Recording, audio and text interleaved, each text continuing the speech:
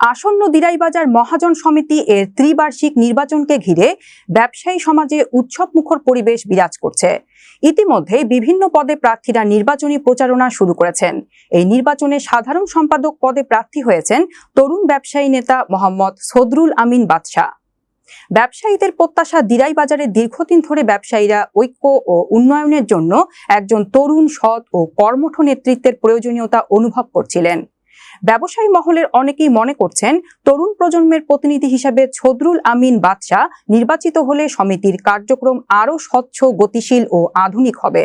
প্রার্থিতা ঘোষণার পর সদরুল আমিন এক সংক্ষিপ্ত বক্তব্যে বলেন, এই মহাজন সমিতি কেবল একটি সংগঠনই নয়, এটি ব্যবসায়ীদের অধিকার ও স্বার্থ রক্ষার প্ল্যাটফর্ম। মোহাম্মদ সদরুল আমিন বাদশা বলেন, আমার লক্ষ্য হবে সবার মাঝে ভ্রাতৃত্ব ও ঐক্য গড়ে তোলা, ব্যবসায়ীদের ন্যায্য অধিকার নিশ্চিত করা এবং দিরাইবাজারকে একটি উন্নত মডেল হিসেবে গড়ে তোলা।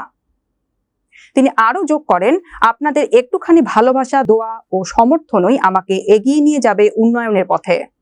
কর্মজীবন ও সামাজিক ভূমিকা। মোহাম্মদ সদরুল আমিন একজন ফুটবল প্রেমিক এবং ছোটবেলা থেকেই সামাজিক কাজে সক্রিয় ছিলেন। বাজারের ব্যবসায়ীদের সমস্যা সমাধান থেকে শুরু করে সামাজিক উন্নয়নমূলক কর্মকাণ্ডে তিনি সবসময় সামনে থেকে ভূমিকা রেখেছেন।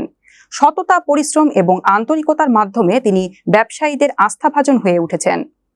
ভবিষ্যৎ পরিকল্পনা, সাধারণ সম্পাদক পদে নির্বাচিত হলে তিনি দিরাইবাজার মহাজন সমিতির কার্যক্রমে স্বচ্ছতা ও জবাবদিহিতা নিশ্চিত করার পাশাপাশি ব্যবসায়ীদের জন্য সহজ সুবিধা, উন্নত সেবা ও পারস্পরিক সহযোগিতা বৃদ্ধির পদক্ষেপ নেবেন।